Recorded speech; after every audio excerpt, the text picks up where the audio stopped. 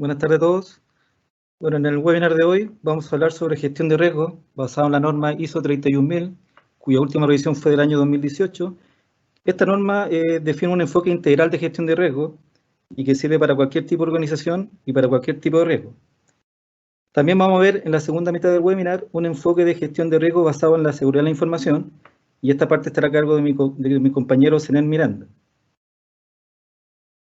El temario que tenemos preparado es el que vemos acá. Primero vamos a revisar algunos conceptos básicos que define la norma en términos de riesgo. Posteriormente vamos a ver los 8 principios que define la norma para poder tener una gestión de riesgo que sea eficiente. Posteriormente vamos a ver el marco de trabajo o marco de referencia que indica la norma para poder implementar en forma eficiente nuevamente el proceso de gestión de riesgo. Después vamos a ver en qué consiste este proceso de gestión de riesgo propiamente tal. Y como mencioné anteriormente, lo que después vamos a ver va a ser un enfoque de gestión de riesgo, pero basado en la seguridad de la información, para finalmente ver algunas herramientas que nos pueden servir para implementar en forma bien eficiente en nuestra organización todo este proceso de gestión de riesgo, ya sea de forma integral y también basado en la seguridad de la información, entendiendo que aquí, en este caso, lo que importa son más bien los activos de información. Bueno, entrando en materia de conceptos, acá la norma define el riesgo como el efecto de la incertidumbre sobre el objetivo de las organizaciones. Acá cuando hablamos de objetivos pueden ser de distinto tipo. Pueden ser objetivos financieros, objetivos estratégicos, pueden ser objetivos a nivel de proyecto, a nivel de producto o a nivel de proceso. Acá la norma ISO 31000 hace un hincapié en que el efecto de esta incertidumbre puede ser tanto positivo como negativo, entendiendo el efecto positivo como una oportunidad y el efecto negativo como una amenaza. Esta definición de riesgo viene a romper un poco con el concepto tradicional que se tiene hasta el minuto de riesgo, donde generalmente se le da una connotación más negativa, es decir, se focaliza más en la amenaza. Por eso acá quisimos agregar una segunda definición de riesgo, que en este caso la entrega COSO, que es una organización americana que se dedica también a publicar guías y buenas prácticas de gestión de riesgo, donde justamente se le da esa visión, que es el efecto negativo para la institución. Yo diría que esta es la acepción un poco más aceptada, digamos, en la práctica, porque generalmente cuando uno piensa en gestionar riesgo, básicamente se centra en responder a una amenaza más que para aprovechar alguna oportunidad. Pero la ISO 31000 deja abierto para que también se puedan gestionar este tipo de riesgos, pensándolo más como una oportunidad. También la norma define el concepto de gestión de riesgo y lo define como un conjunto de actividades coordinadas para dirigir y controlar la organización en relación al riesgo. Otro concepto que define la norma es consecuencia, que también podríamos llamar impacto, que es el resultado de un evento que afecta a los objetivos. La consecuencia o el impacto también la podemos medir en distintos niveles. Puede ser en pérdida financiera, daño de imagen, interrupción de servicio o incumplimiento normativo o regulatorio. También tenemos el concepto de probabilidad, que se refiere a la posibilidad de que algo suceda. También la norma define el concepto de control, que se refiere a la medida que mantiene y o modifica un riesgo. Acá la idea es que los controles que nosotros vayamos implementando en nuestros procesos, la idea es que vayan disminuyendo el riesgo. Por eso la norma habla de modificar, en el fondo está orientado a eso. Y finalmente está el concepto de riesgo residual, que es el riesgo remanente después del tratamiento del riesgo. Es decir, cuando se implementan controles, yo debo evaluar la eficacia operativa de estos controles para determinar cuál será el nivel de riesgo que me queda, que es lo que se denomina riesgo residual. Bueno, ahora vamos a revisar los 8 principios que define la norma para tener un proceso de gestión de riesgo que sea eficiente. Todos estos principios se encuentran alineados con el gran objetivo de la gestión de riesgo, que es la creación y la protección del valor. El primer principio dice que la gestión de riesgo debe ser integrada, es decir, no debe ser algo aislado dentro de la organización, sino que debe estar integrado en todas sus actividades y funciones. El segundo principio dice que la gestión de riesgo debe ser estructurada y exhaustiva. Es decir, debe existir una metodología que esté documentada, que esté disponible para la gente que maneja el tema de riesgo, de tal forma que si de distintas personas hacen la misma evaluación de riesgo con la misma información, la idea es que lleguen a un resultado que sea coherente y comparable. El tercer principio dice que la gestión de riesgo debe ser adaptada, es decir, se debe adaptar al contexto interno y al contexto externo de la organización. El contexto interno tiene que ver principalmente con su estructura, sus objetivos estratégicos, sus políticas, sus procesos y su sistema de información. Y el contexto externo tiene que ver con el entorno social, económico y legal en que está inserta la organización.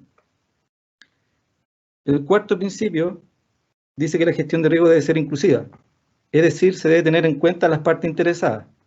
Acá el concepto de parte interesada se refiere a cualquier persona u organización que pueda afectar, verse afectada o percibirse como afectada por una decisión o actividad que yo tome como organización. Acá generalmente caen el tema de los accionistas, los clientes, incluso la sociedad en general, vendría siendo nuestras partes interesadas. Acá lo que dice el principio es que nosotros debemos considerar todas las partes interesadas dentro de nuestro proceso de gestión de riesgo. El quinto principio dice que la gestión de riesgo es dinámica. Yo estoy así porque los riesgos en sí mismos son dinámicos. Los riesgos pueden aparecer o desaparecer dependiendo del cambio que ocurran dentro de mi contexto. Y, por ejemplo, acá no basta con realizar una evaluación de riesgo porque me lo exige una certificación, por ejemplo, como en el caso de la 27001, 9001, 22301 o incluso PCI también, y dejarlo ahí y esperar el próximo año para hacer de nuevo la evaluación, sino que lo importante acá es que siempre hay que estar monitoreando los nuevos riesgos que pueden ir apareciendo, sobre todo si voy realizando cambios a la forma en que llevo a cabo mis procesos. El sexto principio dice que la gestión del riesgo se debe realizar con la mejor información disponible. Es decir, la gestión de riesgo se debe basar en información histórica y actualizada y también debe considerar las expectativas futuras. El principio 7 tiene relación con los factores humanos y culturales. Acá es importante entender que las organizaciones deben promover una cultura de gestión de riesgo en todos sus empleados, ya que es un factor importante en el éxito de su implementación. Así como se hace concientización a los empleados respecto a seguridad de la información, también es importante realizar periódicamente concientización respecto a los temas de gestión de riesgo. El octavo principio tiene que ver con la mejora continua, y esto quiere decir que la gestión de riesgo es un proceso iterativo. Esto también está alineado con el ciclo de Deming, que tiene una etapa de planificar, hacer, verificar y actuar, que se muestran generalmente en todas las ISO que tienen que ver con sistemas de gestión. Esto significa que yo periódicamente debo estar revisando y mejorando todo el proceso para justamente buscar la eficacia año tras año. Ahora vamos a revisar el marco de trabajo o marco de referencia que define la norma ISO para implementar el proceso de gestión de riesgo. Acá es importante entender que el propósito del marco de referencia consiste en ayudar a la organización a integrar la gestión de riesgo en todas sus actividades y funciones. Y el desarrollo de este marco implica integrar, diseñar, implementar, valorar y mejorar la gestión de riesgo a través de toda la organización. Y para todo esto se necesita del liderazgo y el compromiso del alta dirección. ¿Y cómo se demuestra este compromiso? Bueno, de distintas formas. En primer lugar, la alta dirección debe preocuparse de implementar todo este marco de referencia al interior de la organización. En segundo lugar, debe definir y publicar una política de gestión de riesgos que entregue un enfoque y directrices para poder gestionar los riesgos. En tercer lugar, debe asignar recursos para la gestión de riesgos, tanto económicos como humanos. Y en cuarto lugar, debe asignar autoridad, responsabilidad y obligación de rendir cuentas en los distintos niveles de la organización.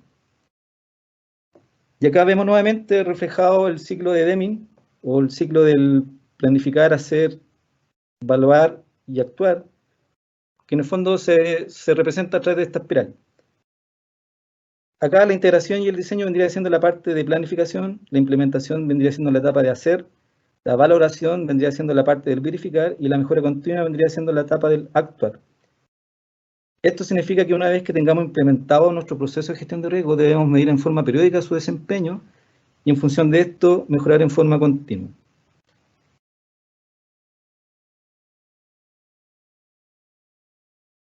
Ahora pasaremos a revisar en qué consiste el proceso de gestión de riesgo. Y acá el punto de partida de este proceso consiste en realizar un análisis de contexto, tanto interno como externo. Entendiendo este entorno y este contexto, la organización debe establecer cuáles son sus objetivos y cuáles son sus obligaciones, los cuales sirven como información de entrada para la etapa siguiente. En esta etapa de contexto también se definen los criterios para establecer los niveles de riesgo y el nivel de riesgo que la organización está dispuesta a aceptar. lo que se conoce como nivel de riesgo tolerable o nivel de riesgo aceptable. En la próxima etapa del proceso encontramos la valoración del riesgo, que tiene 3 subetapas: identificar, analizar y evaluar. El objetivo de la identificación de los riesgos consiste en hacer un levantamiento de todos los eventos que puedan afectar al logro de mis objetivos. En la subetapa de análisis se debe clasificar cada uno de estos riesgos identificados con un nivel de riesgo determinado. Y para esto, generalmente lo que se hace es analizar su probabilidad y su impacto, y en base a esto determinar el nivel de criticidad del riesgo. También en esta subetapa se evalúa la eficacia operativa de los diferentes controles que ya estén implementados, de tal forma de obtener el nivel de riesgo residual.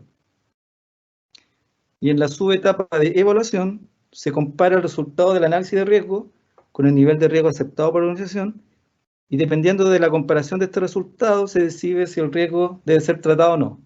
Es decir, si el nivel de riesgo residual es menor o igual al nivel de riesgo aceptable por la organización, significa que el riesgo está controlado y ya no es necesario hacer ninguna acción.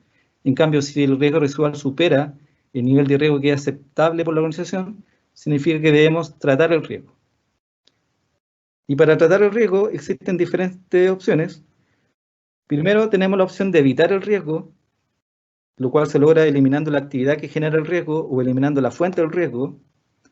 También tenemos la opción de reducir o mitigar el riesgo, que puede ser disminuyendo su probabilidad a través de controles preventivos o disminuyendo su impacto a través de controles correctivos. Tenemos una tercera opción, que es transferir el riesgo, por ejemplo, contratando un seguro o subcontratando un servicio. Finalmente tenemos la opción de retener el riesgo, y esto ocurre cuando, a pesar de que el riesgo residual está en un nivel no aceptable, al realizar un análisis de costo-beneficio, a veces la organización podría decidir no invertir y aceptar o retener el riesgo. Una vez que se seleccionan las opciones de tratamiento para cada uno de los riesgos, se debe realizar un plan para llevarlo a cabo, y una vez que se implementan estos planes, se debe evaluar la eficacia del tratamiento del riesgo y evaluar si el riesgo residual es aceptable o no. Y si no es aceptable, definir un tratamiento de riesgo adicional. Es decir, esta etapa del proceso en sí también podría ser una etapa iterativa. Finalmente, todo este proceso debe estar sujeto a un seguimiento continuo y a una revisión periódica, con el objetivo de asegurar y mejorar la eficacia del proceso.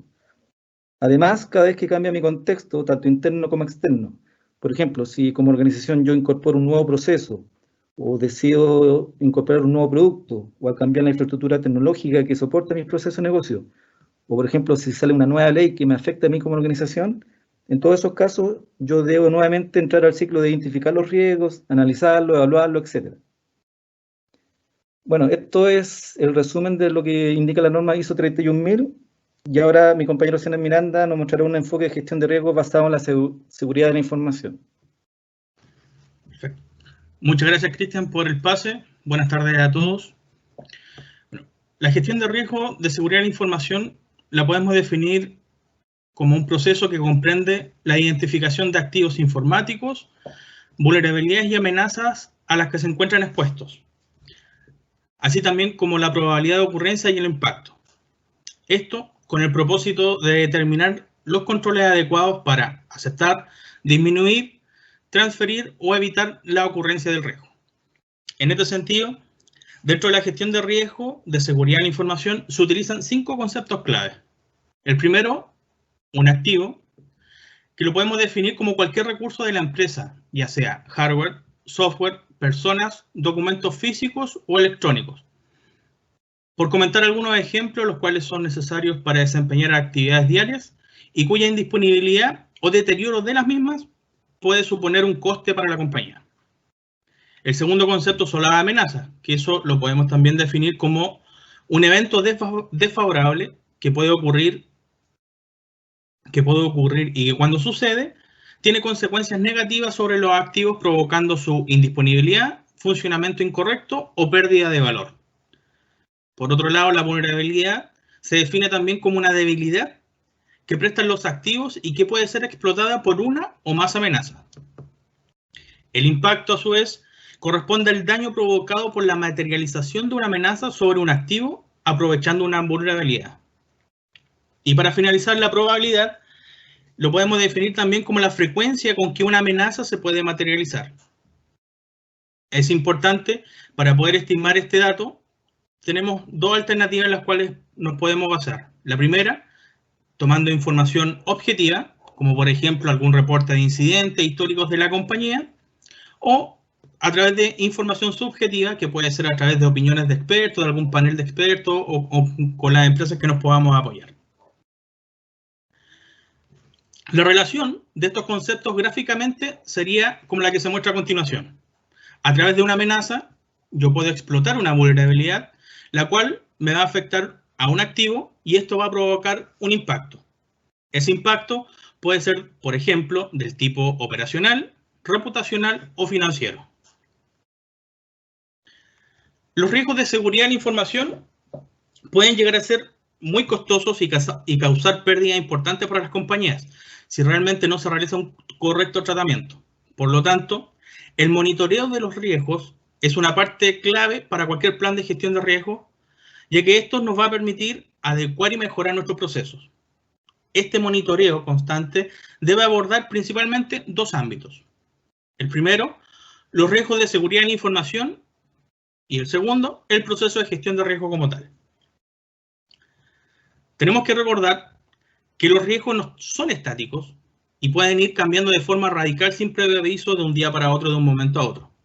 Por ello, también es necesario realizar un monitoreo constante, el cual detecte nuevos activos o cambios de valorización, nuevas amenazas, aparición de nuevas vulnerabilidades, incremento del impacto o aumentos en la probabilidad de ocurrencia.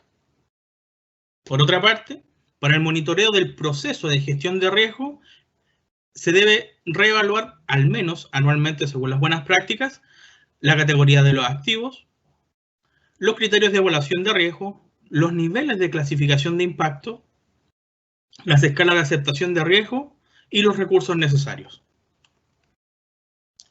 A continuación, realizaremos un repaso por las herramientas más utilizadas para llevar una correcta gestión de riesgo.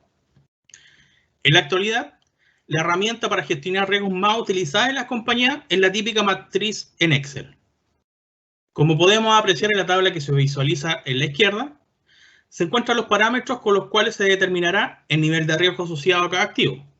Para el ejemplo, determinamos 5 niveles, los cuales van desde muy improbable a casi seguro para la variable que está en la columna probabilidad y desde insignificante a catastrófico en la variable impacto con la columna correspondiente.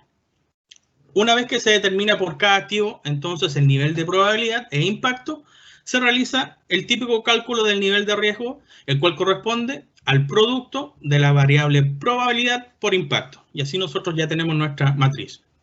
En la matriz, entonces, que está a la derecha, esta matriz de clasificación de riesgo, la cual es utilizada, entonces, esta nos sirve para poder priorizar, orientar y focalizar el tratamiento de los riesgos. Tomando como primario, entonces, los riesgos que están de color rojo, los de color amarillo serán los medios y los de color verde, nuestros riesgos bajos. Si bien el uso de esta herramienta, de esta planilla, es aceptable, la problemática de las matrices en Excel reside en que con el pasar del tiempo esto se vuelve un poco complicado de administrar y prácticamente con el tiempo ingobernable. Adicional a esto, a no ser una herramienta centralizada, muchas veces caemos en las problemáticas de las versiones de documento y al final se complejiza todo. Bueno, ante esta problemática, nosotros como Insight contamos con una plataforma que es la ISS, que es Insight Security Suite. Nuestra plataforma integra los 3 pilares de la ciberseguridad de manera automatizada. Por un lado tenemos lo que es Managed Security Service, Security and Vulnerability Management y Governance, Risk and Compliance, que es donde nos vamos a introducir ahora. Nuestros clientes entonces pueden disponer de una herramienta en la cual gestionan sus riesgos de forma simple y dinámica sus riesgos. Cabe destacar que el módulo de riesgo, en el cual vamos a revisar a continuación, utiliza como base la metodología Meyerick. Nuestro módulo de riesgo dispone de normas ya predefinidas sobre las cuales se puede realizar esta gestión de riesgo, las cuales son SANS, ISO 27001 y PCI. Incluso, si la compañía tiene su propia metodología de riesgo, esta sin problema se puede incorporar manualmente. Una vez que nosotros ya seleccionamos la norma a cual queremos trabajar, se realiza la creación de los activos seleccionando en el botón Crear activos, como se visualiza en la pantalla. Ingresamos el nombre del activo, el tipo de activo y una descripción breve de este. Creando el activo, entonces, automáticamente nuestra plataforma va a desplegar un cuestionario con el propósito de identificar a través de este cuáles serían las amenazas que tienen estos activos. Finalizamos el cuestionario y automáticamente también nuestra plataforma se van a visualizar las amenazas que van a estar asociadas a ese activo. Luego de realizar la clasificación, se realiza la clasificación de riesgo y complementamos las opciones como se muestran en el ejemplo acá, que podemos visualizar también. Apretando el botón. De forma opcional, si nosotros queremos agregar una amenaza particular, también tenemos la posibilidad a través de nuestra plataforma de crear una amenaza en particular. La siguiente acción, una vez que hemos finalizado eso, la siguiente acción corresponde a definir el tratamiento para cada riesgo, en el cual se definen entonces, entre otros parámetros, el control que se va a aplicar, el responsable del control y la efectividad que va a tener el mismo. Adicionalmente, nuestra plataforma dispone de un repositorio en el cual se podrá adjuntar información de la ejecución del control implementado a modo que quede de evidencia. Para llevar un control y seguimiento de las tareas, por cada control que definimos que se va a implementar, también podemos definir cuáles son las fechas de compromiso para hacer un fuerte seguimiento sobre eso. Y finalmente, la parte de reportería. Nuestra plataforma es capaz de entregar reportes de avance y los mapas de calor correspondientes. Adicionalmente, los informes se pueden personalizar de acuerdo a cada una de las necesidades y las vistas que uno quiera visualizar en su momento. Bueno, sin mucho más, con esto finalizamos la presentación. Les agradecemos su asistencia y quedamos atentos a sus consultas a través del chat interno. Bueno, muchísimas gracias a todos los participantes. Gracias, Cristian. Gracias, Zenén. Clarísimo ambos. Y bueno, les comparto alguna pregunta. Ustedes definen quién la pueda responder. La primera es si la norma ISO 31000 es certificable. Sí, esa la puedo responder yo.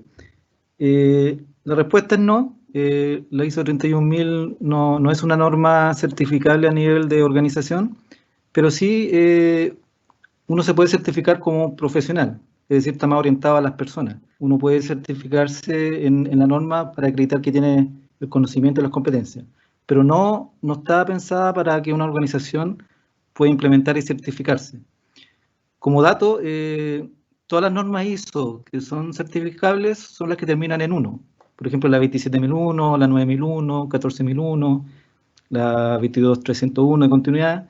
Solamente ese tipo de normas son las que están pensadas para que sean certificables a nivel de organización. Perfecto, muchísimas gracias. La siguiente pregunta es acerca de algo que ustedes mencionaron, donde dijeron que las opciones de tratar el riesgo justamente era evitar el riesgo, ¿no? Y la pregunta acá es si pueden ejemplificar para darle un poquito más de claridad. Sí, eso también lo puedo responder yo. Sí, voy a dar un ejemplo quizá un poco burdo, pero es para que se entienda un poco el concepto. Por ejemplo, si pensamos en una bomba de benzina, estos lugares donde uno va a echar gasolina, por ejemplo, y resulta que hay una sucursal, una bomba que queda en una ubicación física que es muy peligrosa, por decirlo así, y que todas las noches, por ejemplo, es muy frecuente que lleguen delincuentes y asalten la bencinera y se lleven todo el dinero en efectivo, por ejemplo. Ahí estamos ante la presencia de un riesgo de robo y que tiene como impacto la pérdida financiera, digamos, en términos monetarios. Por ejemplo, una de las decisiones que podría tomar ahí la bencinera es decir, modificar su proceso, digamos, y tomar una decisión de que a partir de cierta hora de la tarde, de la noche, solamente se aceptan pagos con tarjetas de pago y no dinero en efectivo. Con ese cambio, yo en el fondo estaría modificando mi proceso y eliminando la actividad y la fuente que me origina el riesgo. Bueno, en el fondo, para dar un ejemplo un poco más genérico, en el fondo tiene que ver con intervenir mi proceso y tratar de determinar si es que para un riesgo que es muy alto, quizá me conviene eliminar esa actividad y ahí yo debo evaluar si es que es conveniente o no para el proceso. Clarísimo, clarísimo, Cristian. Bueno, y hacemos la última pregunta, y la pregunta es si es necesario hacer un análisis de impacto de negocio o un BIA antes de comenzar a levantar los activos de información. Bueno, esa la puedo responder yo, Laura. Perfecto.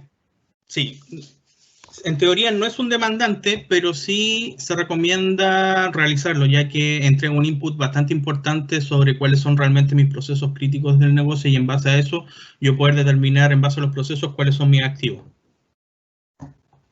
Excelente. Bueno, la verdad, muy claro todo, no hay más preguntas, les agradecemos muchísimo. Como bien dijo Antonella al inicio, el webinar va a estar disponible en YouTube, lo vamos a subir a nuestro canal para los que no lo pudieron ver y para los que lo quieran rever. En la pantalla están nuestras direcciones de contacto y nuestra web y nuestro teléfono. Y los esperamos, como bien dijo Antonella, para el próximo webinar, que va a ser el martes próximo, a la misma hora, a las 14 horas, y que va a hablar exactamente sobre monitoreo de seguridad.